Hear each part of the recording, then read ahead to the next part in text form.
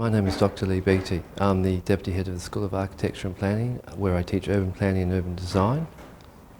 For me, the key issue is livability. What type of living environment do we want to create for our future residents and our future direction of our city?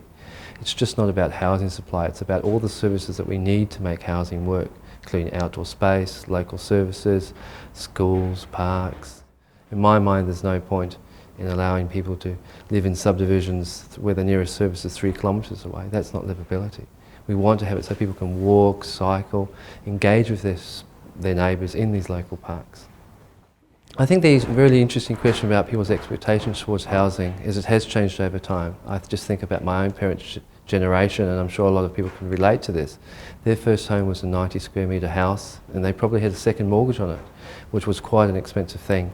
That's all they could afford, and that was their expectation. And they had a view that we would start small. As we built up some capital in our home, we'd move into our new home. Unfortunately, that expectation seems to have changed over time, rightly or wrongly, where now our average home is around 220 square metres, with all the extra services that go at the en-suites and such like. That puts an incredible amount of extra costs on the provision of housing. So I think we need to be realistic about what you can afford in your first home. In saying that, I think we also need to provide the right tools to enable people to have smaller type of houses, and I'm just not talking about apartments, but smaller terraces, smaller standalone houses. Think about how those houses relate to the existing environment. But I think that's a really critical issue about what people's expectation is towards housing and what can they physically afford as their first home. I think if you look at, just going across to Australia, you look at the housing problems that Sydney faces, for instance, and the approaches they're taking. They have a significant problem about housing supply as well. And they're looking at the size of the housing units. They have a much better way of controlling apartment development and encouraging and providing for those different types of housing styles that we do. And I think there's a strong acknowledgement in a city like that, and also in places like Vancouver and Portland, that you need to have a range of housing styles at a range of sizes to meet people's needs and expectations, which I think we need to move towards.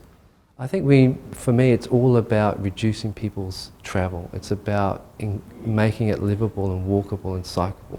It's not about spending 2 hours in your car each way going to work.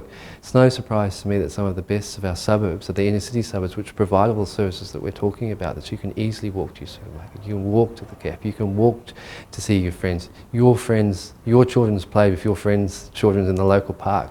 That's what community is about, and it's not surprising to me that you get those sense of community in a stronger way in these inner city suburbs, because they do provide the services. For me, it's a question of ensuring that we deliver that in our new spaces that we're creating.